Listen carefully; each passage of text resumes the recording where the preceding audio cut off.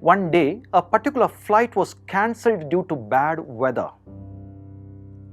One solitary airline officer was trying her best to rebook all the travelers whose schedule had gotten messed up.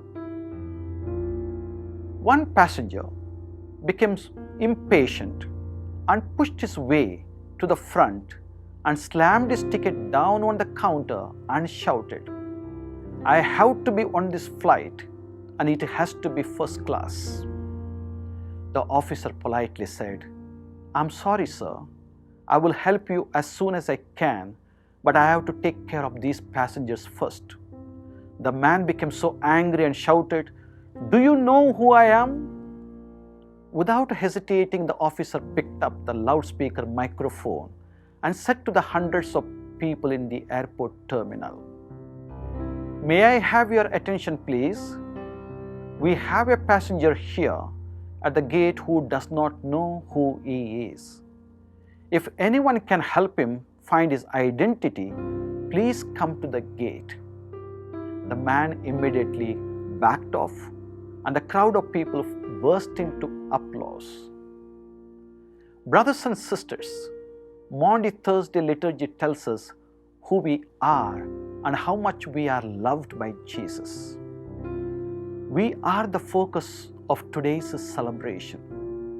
Jesus puts you and me on the center stage. The evening before the day of his departure from this world, Jesus communicated to his disciples that they were precious to him and he loved them dearly. Today's gospel begins with these words.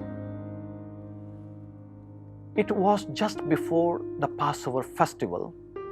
Jesus knew that the hour had come for him to leave this world and to go to the Father. Having loved his own who were in the world, he loved them to the end. The evening meal was in progress, and the devil had already prompted Judas, the son of Simon Iscariot, to betray Jesus.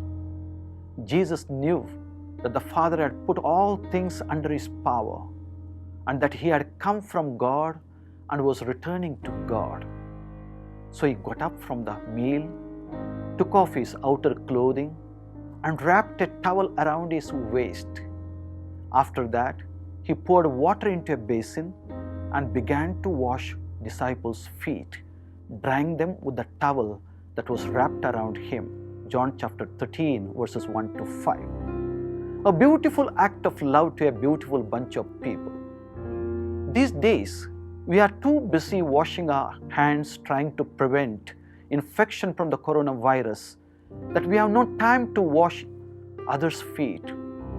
The lockdown and social distancing has confined us to our own rooms and homes that we have no opportunity to wash others' feet, because to wash someone's feet requires pretty close personal contact. And yet we are here to commemorate the last words and deeds of Jesus before his death on the cross. In this celebration, let's focus on the most significant act Jesus performed on the last day of his life in this world, namely the washing of the feet of his disciples. I believe, first time in history, we Catholics are going to miss this memorable service in our parishes this year, as we are all mandated to remain indoors these most holy and significant days in the Christian calendar. Nevertheless, the memory of Jesus washing the feet of his disciples, the institution of the Holy Eucharist, and the institution of the Holy Priesthood cannot be erased from our memory. Tonight, let's turn our gaze to the hospitals instead of the churches, to behold the great act of love and service performed by the doctors and nurses in trying to save the coronavirus infected patients. With the message, "We stay at work for you, you stay at home for us," these frontline health workers are risking their health in order to save the patients entrusted to their care. Jesus set the context and the purpose before doing the great act of love in these words. I have eagerly desired to eat this Passover with you before I suffer. For I tell you, I will not eat it again until it finds its fulfillment in the kingdom of God. Luke chapter 22 verses 15 to 16. When Jesus held the dusty and dirty feet of his disciples in his sacred hands, he communicated to them loudly and clearly who they were. He told them that each one of them was a gift of God and he loved and valued each one. Through this great act of love, Jesus sent out a powerful message to the world that resounds so strongly in today's liturgy that even those who are normally stone deaf to the voice of God should be able to hear it. Namely, to love and to serve human beings is the hallmark of a true Christian. Because every human person is created in the image and likeness of God, and each one is precious to God. This message of love and service is all the more relevant to the modern use and through culture, where we seem to have lost value for human life.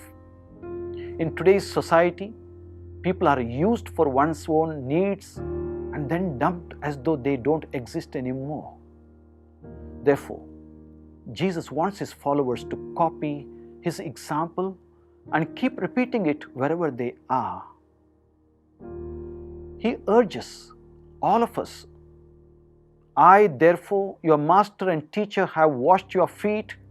You ought to wash one another's feet. John chapter 13, verse 14.